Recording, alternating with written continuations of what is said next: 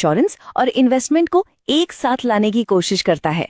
जी हाँ, हम बात कर रहे हैं LIC के प्रोटेक्शन प्लस प्लान की। चलिए गहराई से जानते हैं कि आखिर है क्या और कैसे काम करता है। रिटर्न से परे सोचें। देखिए, ये सिर्फ एक अच्छी लगने वाली टैगलाइन नहीं है, बल्कि ये इस प्लान की पूरी सोच को दर्शाती है। पर इसका असली मतलब क्या है? आइए इसी सवाल का जवाब ढूंढते हैं। आज हम इसे 5 हिस्सों में समझेंगे।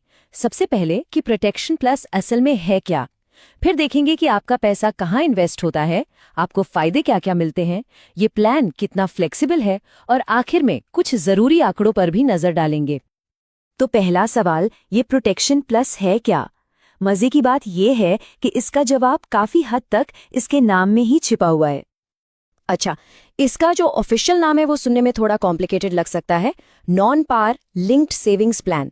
पर घबराने की जरूरत नहीं है। इसका सीधा सा मतलब ये है कि आपका पैसा मार्केट में इन्वेस्ट किया जाता है, इसलिए रिटर्न की कोई गारंटी नहीं होती, और ये इंश्योरेंस और सेविंग्स का एक मिला जुला रूप है।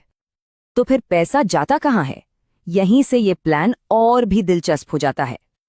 देखिए, आपके पास 6 अलग अलग फंड्स में से चुनने का ऑप्शन होता है। ये कम जोखिम वाले बॉन्ड फंड से लेकर ज्यादा जोखिम वाले ग्रोथ फंड तक होते हैं। मतलब आप अपने रिस्क लेने की क्षमता के हिसाब से अपना इन्वेस्टमेंट चुन सकते हैं।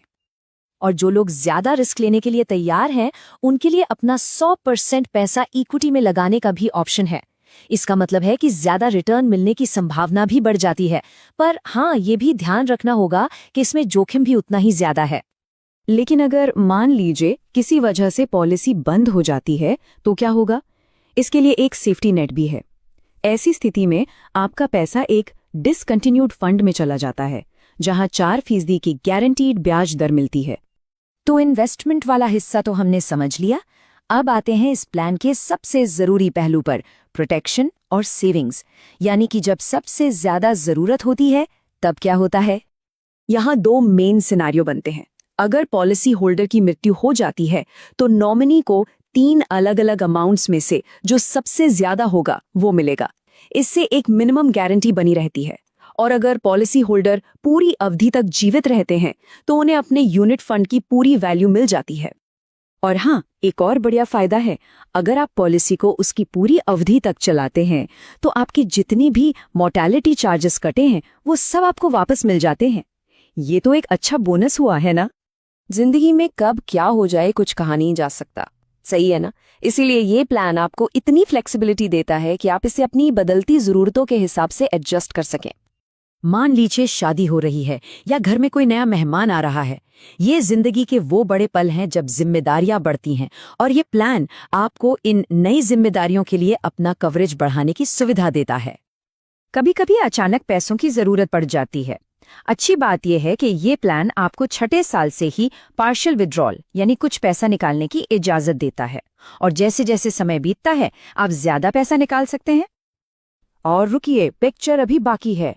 आप फंड्स के बीच स्विच कर सकते हैं, एक्स्ट्रा पैसा डालकर टॉप अप कर सकते हैं, और यहाँ तक कि डेथ बेनिफिट को किश्तों में लेने का ऑप्शन भी चुन सकते हैं। मतलब कंट्रोल पूरी तरह से आपके हाथ में है। चलिए अब जल्दी से कुछ जरूरी नंबरों पर भी एक नजर डाल लेते हैं।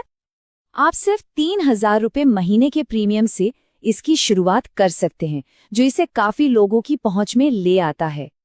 चाहे किसी की उम्र 18 साल हो या 65, कोई भी इस प्लान को शुरू कर सकता है। ये वाकई एक बहुत बड़ी एज रेंज है। अगर कोई लंबी अवधि के लिए प्लानिंग कर रहा है, तो ये जानना दिलचस्प होगा कि ये प्लान 90 साल की उम्र तक चल सकता है। मतलब ये लॉन्ग टर्म प्लानिंग के लिए एक बेहतरीन ऑप्शन है। और ये आंकड़ा बहुत बड़ा है।